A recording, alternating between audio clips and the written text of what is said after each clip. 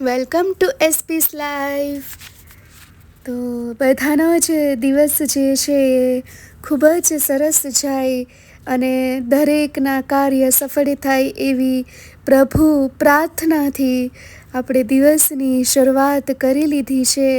અને સૂર્યનારાયણ ભગવાને પણ દર્શન દઈ દીધા છે. તો સૌને સુપ્રભાત. આટલા દિવસથી વિડીયો નહોતી ઉતારતી કારણ કે તબિયત બહુ ખરાબ હતી અને હવે સારું છે. તો મેં મારા દિવસની શરૂઆત કરી દીધી છે અને ભગવાનને પણ યાદ કરી લીધા છે. જો ઘણા સમય પછી ઈચ્છા થઈ કે ભાઈ રંગોળી કરું, તો મને બહુ ગમે છે આ બધા વર્ક. અને કહેવાય ને મિત્રો કે ઝળહળી ઉઠે છે જે ભગવાનને મનાવવા છે, પોતાના માટે ક્યારેય ઝળહળ્યો નથી. ને જેમ જેમ દીવાનો પ્રકાશ વધે ને એમ એમ ઉર્જા વધે. તો એ જ ઉર્જાથી આપણા દિવસની શરૂઆત થાય.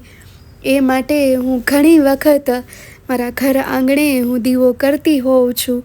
તો ભાઈ નાસ્તાની પણ મેં તૈયારી કરી લીધી છે અને આખા દિવસના નાસ્તા માટે મેં બનાવ્યો છે પેલી બટેકાની છીણનો ચેવડો, જે પરેશને પણ બહુ ભાવે છે.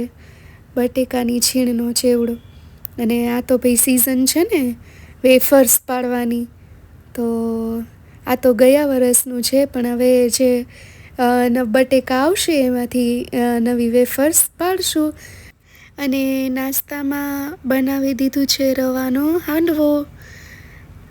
અને સિમ્પલ જ હોય છે રવાનો હાંડવો, એટલે એકદમ સિમ્પલ હોય છે. અને હું તો ખાલી કાંદા જ નાખું છું, બીજી સબ્જી એમાં યુઝ નથી કરતી. તો ભાઈ રવામાં એડ કરી દીધું દહીં અને કાંદા. પણ રવામાં દહીં ઉમેરી અને એને 10 મિનિટ માટે રેસ્ટ આપવાનો. તો મરચી અને કાંદો નાખી અને આપણે એને બરાબર હલાવી લીધું છે. અને પછી આપણે એને પેનમાં મૂકી દઈશું. કોઈ પણ રવાની આઈટમ છે ને એ મને બહુ ભાવે છે ખાસ, એટલે હું સવારમાં બનાવતી હોઉં છું.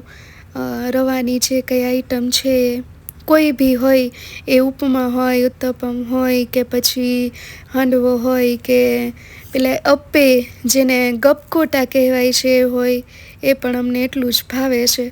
તો ભાઈ આપણે પેનમાં મૂકી દીધું છે અને એને આપણે 5થી 10 મિનિટ સુધી એકદમ ક્રિસ્પી થાય ત્યાં સુધી એને શેકાવા દેવાનું છે.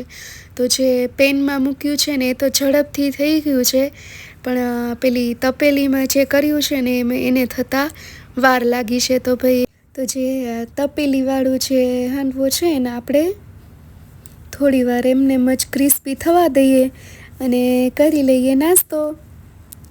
તો થોડુંક ડેકોરેટ કરી એસપીથી અને ખાઈ લઈએ.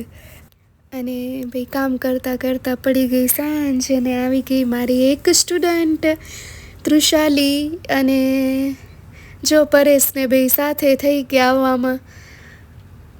અને આ મારી ફેવરેટ અને સૌથી વધારે તોફાની સ્ટુડન્ટ છે, જે અમારા ઘરની પાસે જ રહી છે, એટલે ક્યારેક ક્યારેક આવતી રહી છે મારા ઘરે.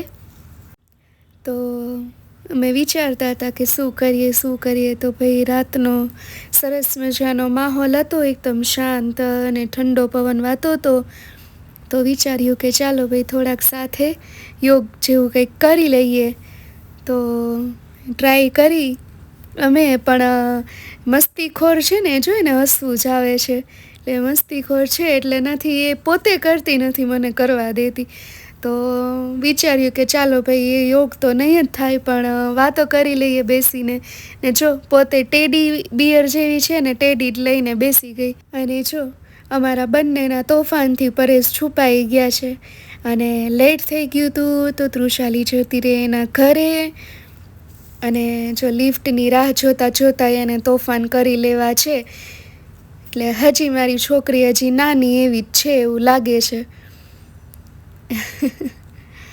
તો આપણે કરી દીધું એને બાય અને પછી અમે કરી લીધું ડિનર. તો તમને મારા વ્લોગ ગમતા હોય તો લાઈક, શેર એન્ડ સબસ્ક્રાઈબ.